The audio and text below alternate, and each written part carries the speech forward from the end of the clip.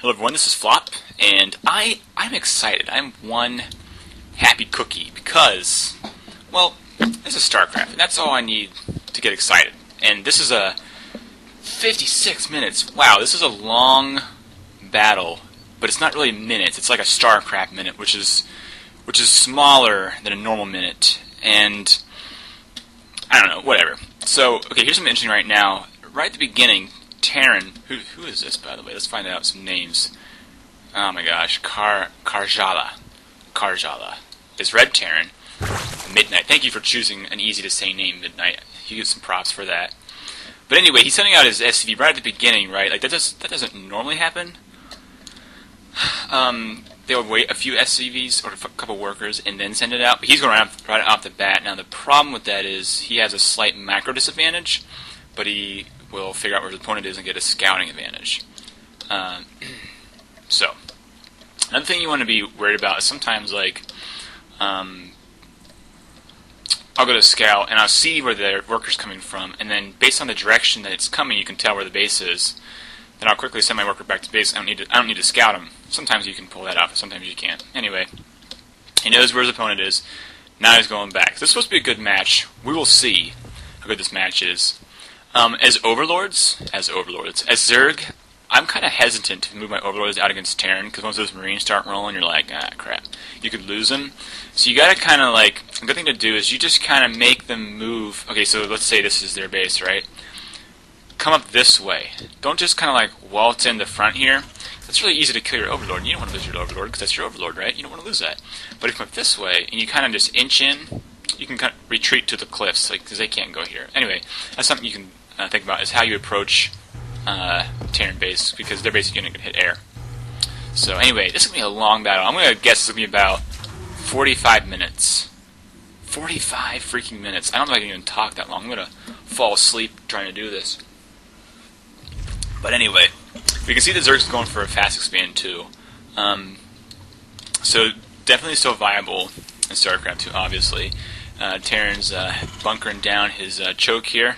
He's literally with a bunker. It's something I don't see very often too is bunkers. I like seeing bunkers personally because they're very nifty and they're very shooty and tough.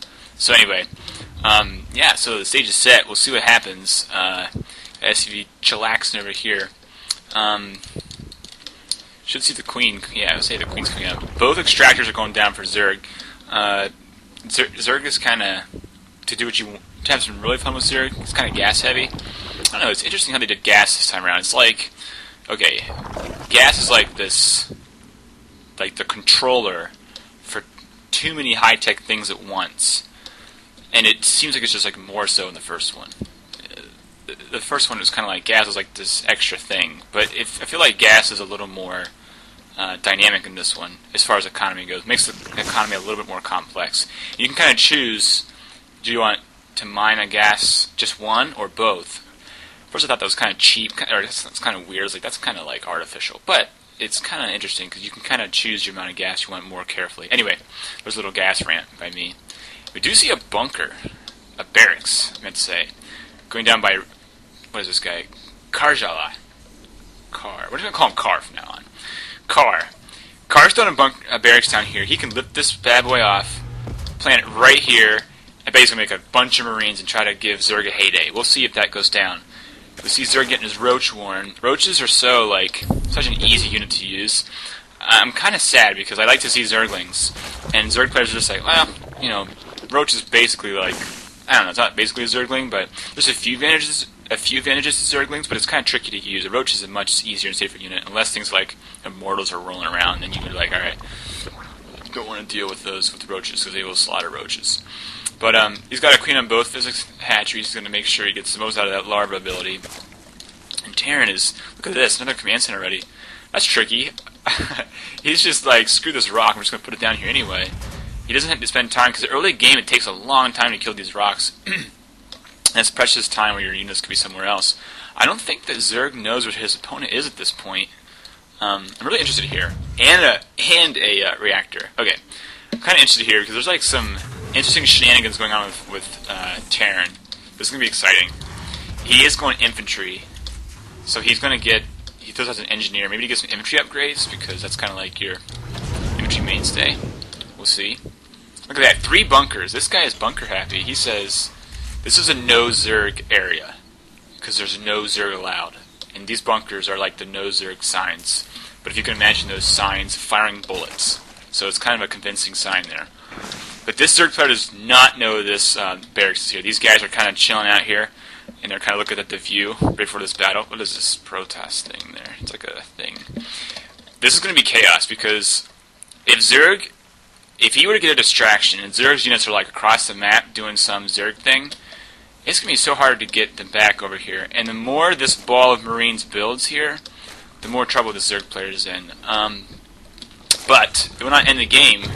Here's a little cheat right here. Look at this. Only 8 minutes in, Cowboys. We got a long time to go. So this is going to be a cool move, I bet, but it will not be a game ender. And just like I was fearing for Zerg, his roaches are moving away. They're not very fast off the creep. And this Marine ball is here, just grouping up here. And this guy's kind of dancing here. Oh, he was sliding back and forth. And the roaches are coming out. One of the Marines, he uses the watchtower to keep an eye on those roaches. And he knows they're moving out. He's going to make his move here shortly, I bet. More roaches hit the field. Yeah, a lot of roaches here. The best thing against roaches is Marauders. Doesn't need them though because of this barricade of death right here. And this Marine ball is just growing some more. He's got about 10 Marines or so there. Zerg may have found this expansion here. Hopefully not. He has not found it. So yeah, some trickaroos going on. And I think that they're going to attack each other at the same time. And it's going to be a bunch of silliness. Here goes Terran. He moves in. He's going to attack the Queen. The Queen goes down in no time. He's got an excellent hold on this base right here. Some roaches did hatch, but the Marines should be able to take care of them. They do. All the roaches are retreating. You can see on the map they're coming back to the base to help out. The lair might go down. I don't know. If he had Stimpack, it would have definitely gone down. The roaches are coming in as quickly as they can. They don't have speed upgrades yet. They're not very fast off creep. The lair is... I'm going to say it's going to go down. It's going to go down. Oh my gosh, it's going to go down. No, there goes Zerg. He goes back down to Tech 1. Bam. Bam. That's it right there. Roaches come in to take care of the Marines, but the damage is done. 2 things important here that just happened. Number 1 is he pushed his opponent off from mining. So, and then number 2, of course, he took him back down to Tier 1. So, in addition, he's going to be evolving this hatchery. Actually, you can tell this is already more than halfway done. The Zerg player did that. So you don't have to wait until the losses happen, right? Like, you just gotta... If you think your lair is in trouble, and you got extra cash, or if you know it's going to die, just start evolving another lair, because that time it's spent is, it takes a while. So, yeah, you can do those sort of things to kind of get yourself... Oh, I didn't pick something here. Units. What are units? This is like candy for Terran. I don't think that Zerg knows he has this. In fact, I'm sure he doesn't, because he would have attacked it by now. And he's getting all kinds of cash. And he's just bunkering this place up like no one's mother. I don't know what that means, but that's what I said. So, like, wow. This is going to be tough for Zerg to break through.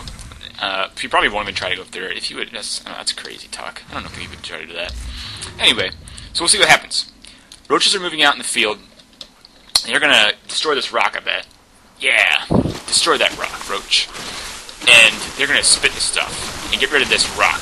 And he's going to try to play at his own game. I don't think that he knows he has it still. Which is kind of... I don't know. Like, okay, I would like to have Zerglings or some Overlords. And I'm always kind of trying to send my Zerglings around the expansion parts and see if I can find some undefended expansions. That's a perfect example of that. I mean, if he had maybe, 10 Zerglings, he'd go in here and you rally up, you could go, hold shift and click these SCVs as fast as you can. They go in there and slaughter those SCVs, cut his economy down. That Overlord bites the dust. Poor Overlord.